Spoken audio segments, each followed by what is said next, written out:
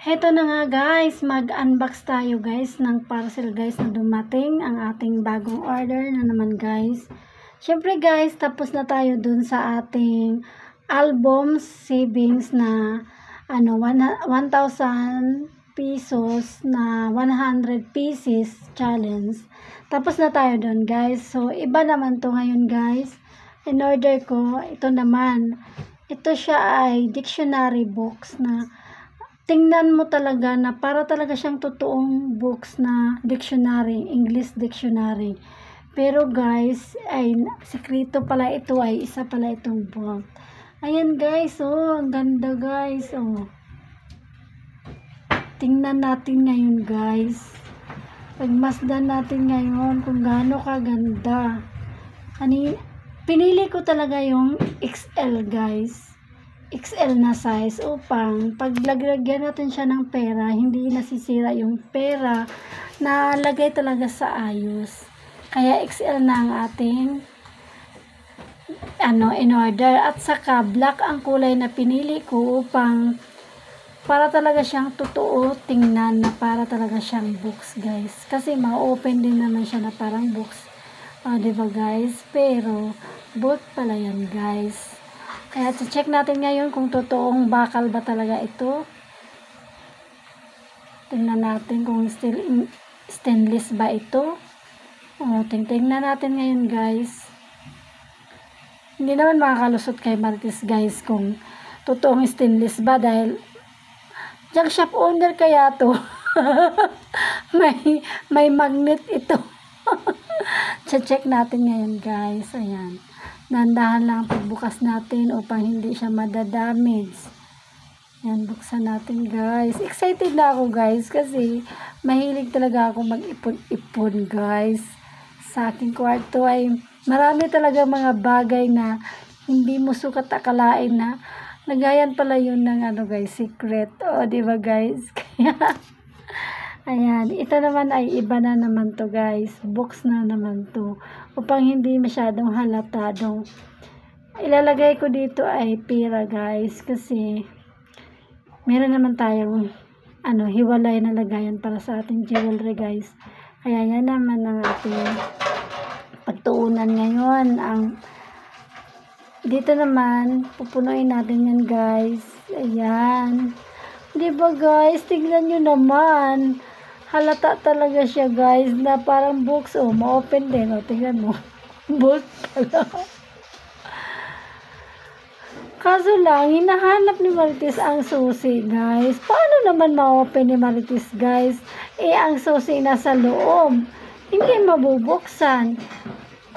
So, paano ba ito ngayon? Gagawa na naman ako ng paraan nito upang mabuksan yan. Kasi, diniin naman nila pagkalagay doon. Tapos, nandun sa loob yung susi. Paano ko ba ito mabubuksan? Saway naman yung nag-asikaso nito. At saka, meron din siyang damage. May nakita akong damage, guys. Hindi naman iniingatan ng mga nag-aayos. Ayan, guys. Damage, guys. Sayang naman.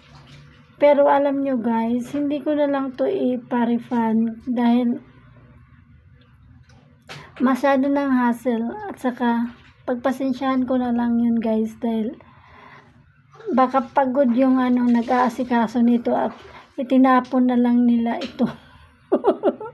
Tingnan mo, kaya nadadamage tuloy, pero okay lang. Pagpasensyahan ko na lang. Dito na lang ako namumblema kung paano ito mabuksan guys, na ang susi ay nasa loob. Ayan. Paano kaya ito ma-open? Napakatigas. Ang susi nasa loob. Paano ba ito open?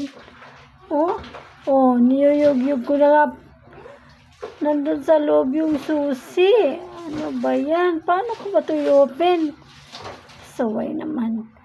So, gagawa tayo ng paraan guys. Siyempre, wala namang imposible kay Marites guys. Gagawa tayo ng paraan. Ayan. Gagawa tayo ng paraan na mabuksan yun. Naku. Kahit na anong gawin ko, ayaw talaga ma-open. Problema na ako. Ayaw mabuksan. Ang susi nasa loob. Paano ba to? Yan ang ating abangan sa susunod kong vlog, guys. Kung ma-open ko ba talaga tong bolt na to. Pasaway naman. Ang ganda pa naman sana. Kaso yung ano niya, susi, nandun naman sa loob nilagay. Hindi naman pwedeng hatakin ko yun. Kaya nakafix naman yung bakal niya na parang box. Paano ba yun? Nagamit pa ba ako ng grinder nito? Nako, wala pa naman dito si Bong, yung taga bagbag ko. Ayan.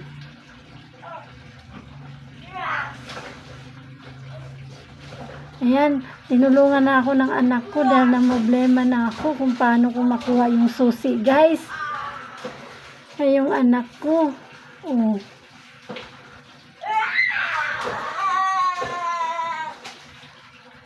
Wala din magagawa yung anak ko. Kaya, gagawan tayo ng paraan, guys. Gagawa tayo ng paraan na mabuksan ito. Tapos, abangan nyo na lang ang susunod kong upload. O, diba, guys? Sabay naman. Sayang naman.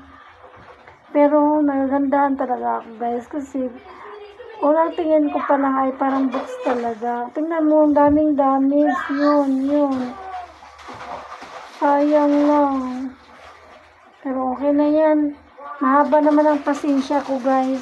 Pagpasensyahan ko na lang. Hindi ko na yan ipa-refund. Bait tayo eh.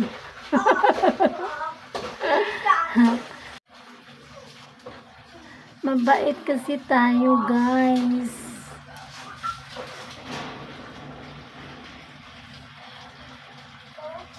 Kaya dandahanin lang natin yan. Thank you for watching.